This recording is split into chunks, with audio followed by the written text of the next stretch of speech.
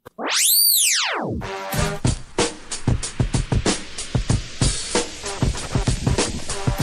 time for the shop report with Barbershop Jay.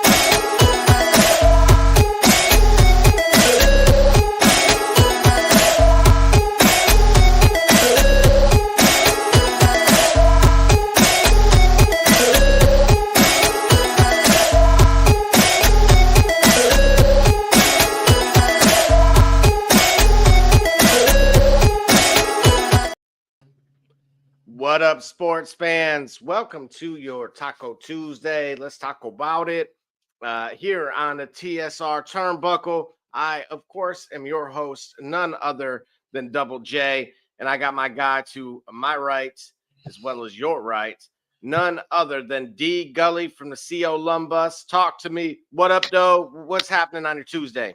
Hey man, hey, how y'all doing out there, sports fans, sports entertainment fans? Man, I just want to say I was just still marveling and applauding this weekend in professional sports, namely women's sports, man. But real quick before we get into it, man, how are you doing, bro? I'm recovering, right? This was a unique weekend, but certainly it did not lack fireworks by any stretch of the imagination. If anything, it really put a lot of pressure on Monday to deliver, and here we are, midday Tuesday. Couldn't go any further without talking about it. Oh, for sure, man. Yeah, man. So this weekend, man, it started Friday. Right? We had a boxing card, all women's boxing card on Friday, headlined by someone other than Clarissa Shields. And to say that means that there are other boxers in the sport worth seeing, in addition to Clarissa Shields. So it's not a swipe at her at all. To take it a step further, for the casual fan, this was a part of the card of Mike Tyson and Jake Paul at one point. Correct. So the main event, the Serrano Taylor main event, is the rubber match from a rematch that happened in the November card, right? Mike Tyson, Jake Paul. If we could remember real quickly, controversially, it ended with a win for Miss Taylor. But the idea of it is that action-packed fight was part of a pretty good card headlined by Jake Paul. So, say what you will about the main event. Say what you will about the spectacle and the circus that became that boxing match. The card itself had quality matches. This main event was, again, a rematch of that card that happened in November. I say all that to say, also, this pay-per-view or this premium live event that we call them, right, was on Netflix, and part of the promotion company that put this on is MVP Promotion. That's Jake Paul's brand. That's Jake Paul's promo company. So here it is, all women's card with some pretty good matches, headlined by the most highly anticipated match in women's boxing this year, at least, probably in the last couple of years, save for what Clarissa Shields is doing. All happened through the hands or through help of Jake Paul. Let's get it right. Two things are true. We led off with this. Women's sports, stellar weekend. We're going to get into more of that later in just a few moments. But Jake Paul does have an active hand in positively preserving the integrity of boxing. Say what you will about his matches, about who he is. Should he be ranked 14th for I forgot what belt it is. This is the WBA, one of the alphabet titles. Should he be ranked in the top 20 as a fighter? I don't think so. But his attention that he's bringing to the sport, the fact that if nothing else, he's a tryhard, and you can knock a tryhard all you want to, but the idea of it is you knocking somebody for trying hard, for giving it the best that they have. So if you say he's a tryhard, all right, fine. Okay, he's a tryhard, but he still found a way to put together meaningful matches for the sake of the sport. Sound to me like he's doing something positive. Sounds to me also that women's boxing is legit and it's not a farce. All right. You don't have to have Clarissa or Layla or Christy Martin or, or heroes from yesteryear. Nah, you got ladies that actually can throw hands and it actually looks like a competent sport. You know what I'm saying? As far as that fight itself, if you want to bring that picture back up, the most unfortunate part of the fight, of the whole Taylor Serrano thing, is the fact that this is the first fight that Taylor won, in my opinion. This is the first fight that Taylor won. I think Taylor beat Serrano this fight. And I think we can say it's close. While albeit close, it was convincing, right? They were largely in step with each other, but the clearer winner, the clearer, more effective puncher was Taylor. And for this reason, efficiency. Efficiency is the thing. My favorite fighter to watch of all time is Floyd Money Mayweather because of how efficient he is. His jabs, he jabs for them to connect. His power punches are meant to connect. Nothing's there. He doesn't throw volume for the sake of sneaking anything through. Okay. That's what Serrano's strategy was, considering she got shafted the other two, pardon the term, considering she took an L the last two fights. So she tried something different. So she tried to throw volume and see if something landed. In this case, well, wait a minute. Yeah. Remember in the original, so the rematch, we'll call it. Serrano had landed. Yeah, we're talking the Jake Paul fight card. Yes. Serrano landed 324 punches. Correct. So correct. That is more. I would have argued that is more of her style to an extent, but she was almost punished for it in the second fight. I completely agree with your point that this would have set up a good fourth fight, and maybe it is still deserving of such. Do you agree? It's going to be hard to see. It's going to be hard to do a fourth fight now because of the how wildly it was that Taylor's beaten her 3 times. Again in this fight. I think Taylor won this fight convincingly. Get what I'm saying? It wasn't like it was a blowout, but it was just it's clear. Like, it's if you understand what I'm saying, things can be close, but it can be clear, right? In other heavyweight fights, let me give another example of a closer fight, but that was still clear. Zab Judah, Floyd Mayweather. Fairly close, but it was clear. Mayweather pulled away from Judah.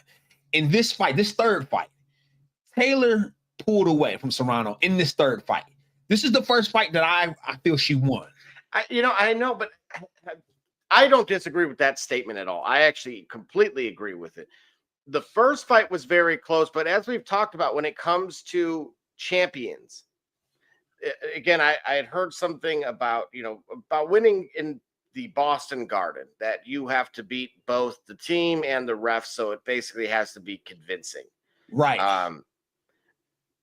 I would say that statement is applicable to all champions. Listen, the sport of boxing. This is the turnbuckle, man. We got to understand. We believe. Well, right. You can't no sell. You know what I mean? No. You get what I'm saying here? Right. To be the man, to be the woman, you have to beat the woman. Right. Ric Flair said it. You know what I'm saying? That is true. And then in this case, in this first time, this speaks to why it's a tragedy. this is the first time Taylor actually won between of these 3 matches. This is the first time Taylor actually won. And that is have why her I'm win- completely agreeing with you that there should be a 4th, but because these were scored so incorrectly, at the very least in the second fight, Yes. because I don't know what they were watching. She No, they landed. were watching She they were watching survived. their bank The accounts. They champion were, survived. they were Well, watching their all bank right. accounts, if you ask me. And I said it, yes. So that's what I'm saying. This is why it's hard. It's going to be hard to be a 4th. It's going to be hard to be the 4th because Taylor now had an effective strategy that won. So the volume punching won't work, okay, versus Taylor if you're Serrano. The other thing is, I've never known a fighter to get faster as they age. Taylor had this effect. Taylor had kind of like the Sugar Ray Leonard strategy, the rabbit punches. She, you know what I'm saying? When it get close or to scurry later in the rounds to take the rabbit punches, she's still a faster fighter than Serrano. Now, even if she slows down, unless she slows down, she's still gonna be a faster puncher than Serrano. So unless Serrano's gonna pick up some work rate somehow, or she maybe spend some time with Bernard Hopkins and learn how to get in there and make it close. You follow what I'm saying? I don't know what Serrano would do in a 4th fight to get her a win, because now you done beat her on volume with your efficiency in fight 3. You beat her on judges' decisions in fight 2 when you out-punched her. The only thing you can do if you're Serrano, you have to knock her out. You have to hurt her. And in all 3 cases, a testament to Taylor's strength for everything you say, she hasn't been hurt.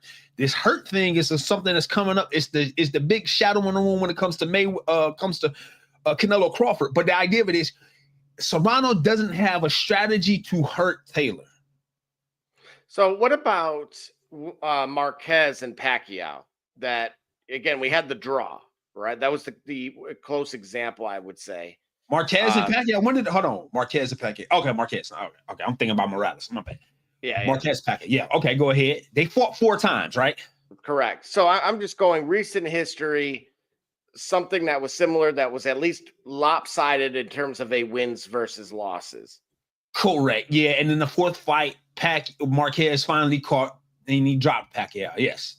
You don't. Let me ask you, if that were the outcome or of this 4th fight. See, if there was a draw, all right, look, if there was a draw, there should have been. Should have and what happened is different. If there was a draw, we could have this discussion. Remember, there was a draw that ended up leading us to a Triple G Canelo, a trilogy, because there was a draw. There was to the standard, to the official books, to the record books, there was a contested decision. There was a draw.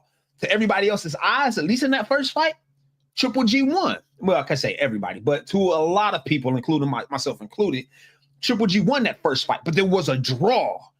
There was something to say, okay, you know what? Canelo did something that didn't make it clear or convincing. In the second fight, we started to see that Canelo was a bit more effective. By the 3rd fight, you saw what it was. This is exactly what transpired here, which is this. At this point, I don't know what else Serrano could do as a fighter, because she's not gonna be a tactician the way Taylor was. Remember, Taylor only got 6 knockouts in her career as a professional. So she's not going to become a punisher ever. She's going to maintain her speed, her poise, her counter punching, and have those rabbit punches. She's going to maintain that, working from a distance, getting in, getting her spots, like Corey Spinks, right? Wasn't a knockout artist at all, but it was a skillful tactician and had a lion heart. In the case Taylor, she has a chin. She got a lion heart too, because she could take a lot of punishment. Yeah, Serrano rocked her a few times, but she never folded. My point is, again, what does Taylor have? What else can Serrano do? I don't know. And it's unfortunate, again, that she lost this fight, because now it's like, why would you even try this again? But here's the thing. I don't view this like she was definitely superior. I certainly do. This third fight, not overall. See what I'm saying? Not for the trilogy. That's what that's what the tragedy is. It's not for the entire trilogy. It's not for the sake of all 30 rounds of boxing that they had. It's the fact that we're down a path of I've never beaten this fighter, and now I've never beaten a fighter because by hook or by crook, she's got the decision. Now she convincingly beat me. Well, I can say convincingly, not to say if Serrano believes that, but I'm saying in my eyes, this fight was the first clear. This was the first clear decision that Taylor won. This was the first clear decision. After 3 fights, I now have 3 losses. This one is clear. How do you get to a 4th? Unless, but both of those fights were 2 of those 3 fights were in Dublin. I have a problem with that, especially considering that it was a decisive win, but it was not a blowout. It was not. It was not Mayweather Canelo. Which one? Or Shields Rankin. Which one? You talking about this fight? This last one. Absolutely. It was more convincing by the standards that they had set. Ah, okay. Okay. That's fair. But was she, again, I happen to use Boston. Dublin, obviously the Irish, there's the connection there. I completely disagree with give us a fight in Puerto Rico and let me see what happens. If she loses that one, fine. But I'll let it go. What I'm saying, yeah, you saying they give her change the arena. She was in New York.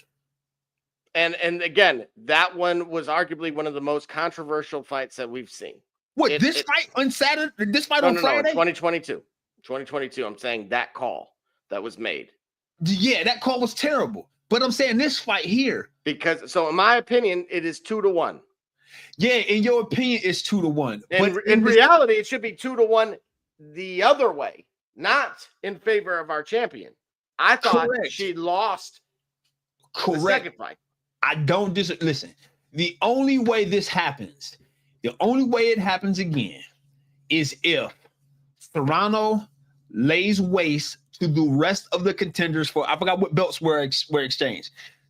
Serrano got to beat the brakes off of all the contenders. She got to force the issue where Taylor, for you to continue fighting, I'm the only viable payday now.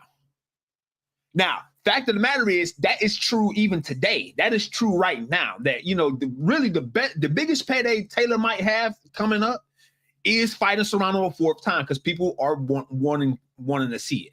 I'm saying, as convincing as this fight was, if I'm the fan of Serrano that wants to see Serrano finally win, that ship is sailing, and it only hurts you to keep trying to chase it. Yeah, correct. Unless there's somebody there, I agree with you that okay, it's time to turn the page at some point. But if this could be even from Serrano's vantage point. I would say mutually, in my opinion, just given where I'm sitting with it, that I think a payday would be in line still with both. I could see this on a solid undercard or co-main event. Oh yeah. This could Here's the key, and this is why I love women's boxing. This is why I appreciate how we got to this point. What we did see in this card, featuring this main event, was something that certainly could hold true in the future. Certainly, you could add a 4th fight to an undercard of any future boxing match, whether it be more of the spectacles that Jake Paul might have himself, where he's fighting, or more of the more legitimate fights, an undercard of a future Tank Davis fight, or a Tank Roach rematch, right? Or a future Canelo fight, or a future, I'm going to go as far as Stevenson here, who obviously is now 24-0. His co-main event that also was on Saturday was for Edgar Berlanga, and he got put to sleep in the 5th round. Yeah, right. So this to me says that women's boxing it's a different sport perhaps than men's boxing because you're going to get a different, I mean, you might get people may feel like it's more skill or whatnot, men's boxing, whatever else. But point is, as far as entertainment, as far as people who look competent, look like they know what they're doing in the ring, this fight, this card established that. So that's why I want to applaud women's sports, first of all, for what we saw Friday. And I want to thank Jake Paul for putting his efforts into helping us to see that, to help showcase this, because I'm a big fan of women's sports. In that I like to see more of them, and I like to see women's sports get the respect that it does deserve as a form of entertainment. In the same way that men's sports, no matter how trivial men's sports could be, I like to see them get more respect. Namely, I'll watch women's basketball before I watch golf. I'll just put it out there. Tiger Woods ain't on the greens the same way that he used to be anymore. And I just think Caitlin Clark got more to offer in the basketball court with the Indiana Fever than Rory McIlroy in Augusta. That's just me. Only one is a not-for-profit. Hey, right? Yeah. I've been done. Double J's been doing good with his golf picks, by the way. Thank you, Rory. We got to get that together. Well, yeah, I've got to tap in with my guy, and then we'll kind of go from there. But so we'll ask you this quickly. Yep. Shakur Stevenson officially calls out Tank Davis. Why? Said that's who should be next. All right, that's fine. Let it happen. We'll see what happens. I don't think he want that problem. I think he have a problem with Roach. But you know what? Here's the Roach. Key. Yeah, I think Stevenson would consider. Look at Roach. Look at Lamar Roach and Tank's last fight. Yeah. Okay, but you know what? When we went through the Canelo stuff, and I don't want to sidebar too far here, but we talked about where he had tripped up in some fights, and styles make fights. Yep. Right. And so looking at a list that is Davis, Haney, Lomachenko. Yep. Do you still feel that way? Or do you feel any one of those would, or any particular one of those guys would give him a little bit more of difficulties? Because he dismantled the gentleman. It was overly convincing. It was a walk in the park. There was no, he took some shots, but he was just in control, and you could see the opponent was gassed. So I'm intrigued. I do feel like, yes, Tank is probably his best bet. Yeah, at a point I don't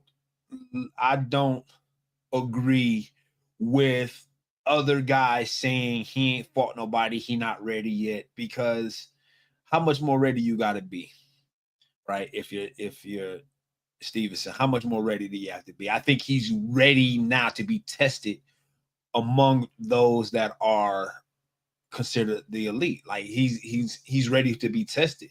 Now, can he do the job? I'm saying while he can't do the job, I'm saying there is no reason, there's nowhere else for him to go. There's no need for him to go elsewhere to increase his resume, right? Now, let me in the ring with the big guys. Let me in the ring with the heavy, with the leaders, the heavyweights, quote unquote, of the division, with the marquee fighters, with the main eventers, with the A-side fighters, and let me see what I can do. Because amongst those that we don't know of, I've established myself. That's what Shakur Stevenson did. Skill-wise, he's got many of the intangibles and the tangibles to be an elite fighter. So why not make this happen versus some elite fighters? Or keep avoiding me, keep treating me like Winky Wright, and telling me I'm not ready for the elite fighters, and everybody in unison saying that, such that by the time I get to the elite fighters, I'm on my way out of here. But once I do find one, like a Shane Mosley, like a Tito Trinidad, I'll show you what it's about. You get what I'm saying? So absolutely. So that's what I think for Shakur Stevenson. It's time. And again, this is the other part about it. This is what kind of brings all of what we might talk about quickly here today on the show together. Put meaningful guys against other meaningful guys. It's what the UFC has been doing since its inception. It's what Iridium Season is doing with this card with Canelo Crawford, getting rid of all the bureaucracy and details. I mean, it's on Netflix, by the way, right? That fight should have easily been $100 on DAZN or $100 on PBC or whatever else. But it's on Netflix, a subscription base that's already well saturated. I ain't got to pay no more money extra other than my Netflix membership, so I can rewatch Peaky Blinders and catch a new season of another show and get this fight. Come on, man. So, and they fighting meaningful guys like. No, quiet down. Don't give them any ideas here. Wait a minute. Yeah, no, it's happening. So I'm saying, let the guy let him in the room. Let's see what he can do.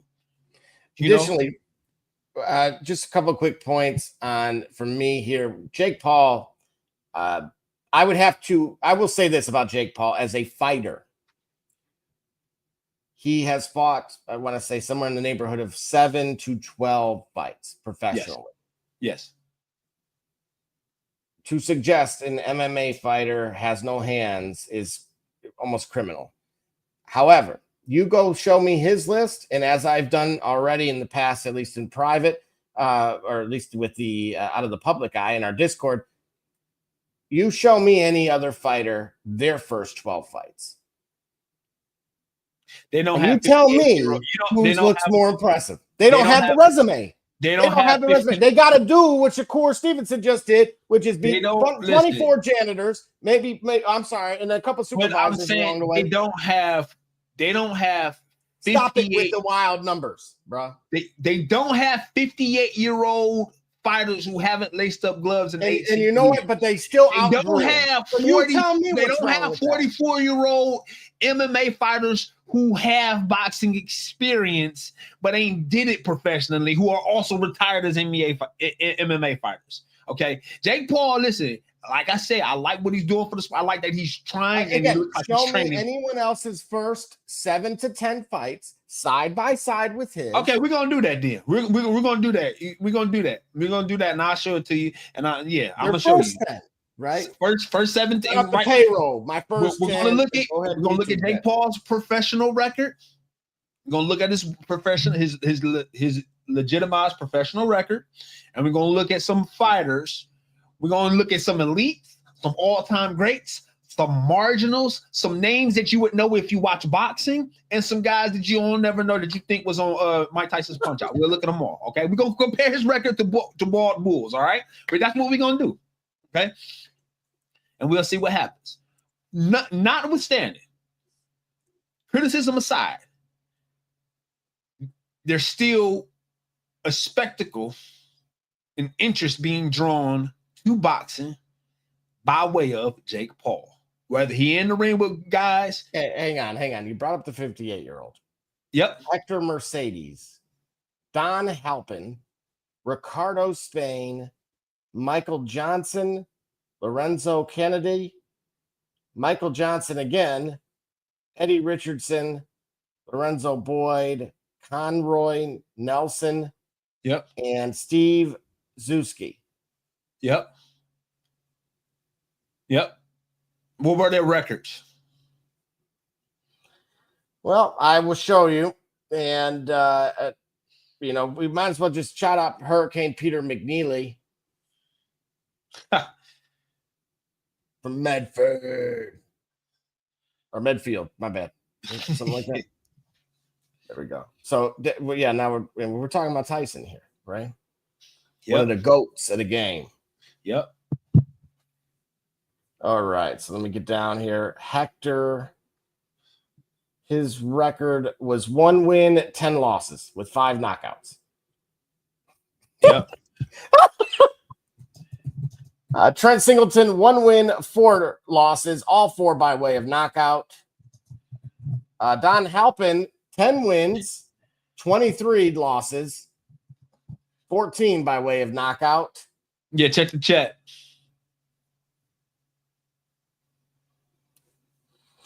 Ricardo Spain, 2 wins, 23 losses. So my point to you is this. I'm done with the Jake Paul hate. That's Mike Tyson. That's the guy. That was the guy that helped put Jake Paul on. How many fights was that you gave us? How many fights was that you gave us? If I would have went to Kronk for a week. How many fights did you give us?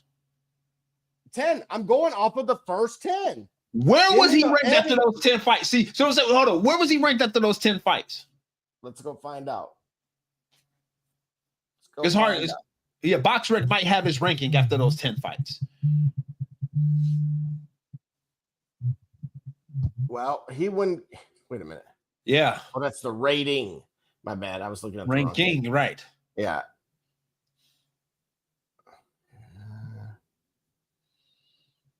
Where can I find that? I have it here on the. I'm gonna pull up on the screen. You tell me if you can see it or something along those lines.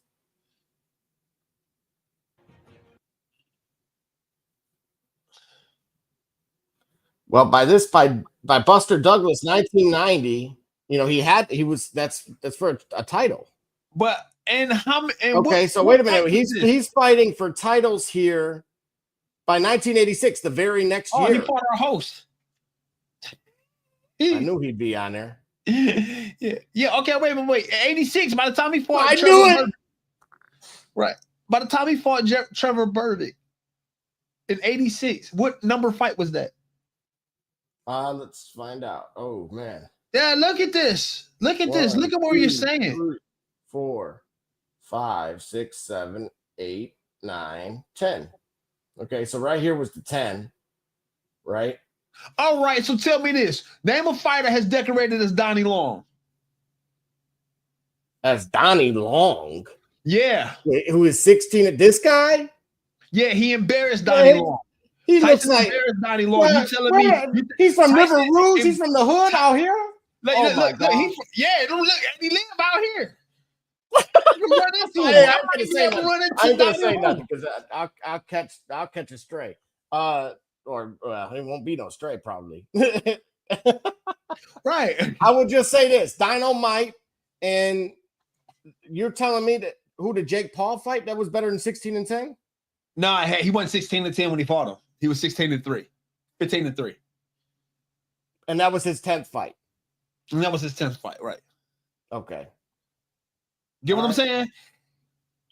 I'm saying in his 10th fight, you're trying to suggest that some of these dudes fought in their prime, like at that moment. So like this dude Larry Sims wasn't 3 and 16. Yeah, so Jake Paul got a fight like that. Hey man, Larry Sims from my hood, man. You gotta watch out, man. Well, no, look, they got the bag. I hope they're all doing well. Yeah. I'm just pointing out that the hate of wanting to establish a ranking for this guy, let him get ranked. Let him force him into that dark shadowy area that everyone has, so that they're the resistance. If you've got to understand, if you put him there, where he's got to do one of two things: either fight somebody relevant, right, which is what everybody says, put him with a real boxer. And that's through. True. That's right? true. So I'm standing on business. I'm saying this: he has earned his stripes to be not just considered, but also to act. He's actually earned the ranking. I'm not saying as 1 or 2, but just put him on the list, put him on the VIP list, and then let him mingle amongst the VIPs, and let's see what happens then. But if we don't let him in, but I'm with you on this. But this is why I'm saying, boxing fans, enough's enough. Look at the first 10 fights. We just did Tyson. I had already did Holyfield. I'm sorry, it ain't what you guys think. These guys didn't start fighting relevant dudes until they were 16 and 17 and 0 and that type of thing. So, Chavez was fighting, the street vendors on the way to work. Fair enough. So, Gully, I will turn it over to you here quickly. Any final thoughts before we reconvene and we jump back into the WWE evolution and other things of that nature here, all in as well? Yeah, absolutely. Yeah, we're gonna be all out on all in and all in and all in. All right, but like I say, women's sports, is it is not a sideshow. It's not an also ran. It can be in a different aspect, in a different way, compelling. And I appreciate what I saw, and I like to see actually, it being presented and taken seriously, or taken seriously, taken at face value, and not looked at like it's just a defect, or not looked at like it's trash, and it's far from that. It's actually competent competition. You know what I'm saying? Yeah, competent competition. Yeah, we're gonna Google that one. We're gonna save that one. But that's what I like to see, and hopefully, what we saw from this weekend is compelling enough to get more interest, so that way it continues to gain more respectability in the landscape of professional sports altogether. In the same way WNBA is doing so with Reese and Caitlin Clark and the others that I may not name, that I may not know right now, but hopefully to know very soon. So that's what I appreciate, man. That's what I like what I saw, and I hope we see more of it. Absolutely. Let's see if they can get a catch weight, and maybe Shields Taylor's on up next. Let's do it. Let's do it. And then, all right, man. All right. Yep. And with that being said, we will be returning here soon. Of course, catch us on Thursday at the very latest, and we will see you then. Otherwise, I'm your host, Creative Control Jay. He's D Gully. We out. See.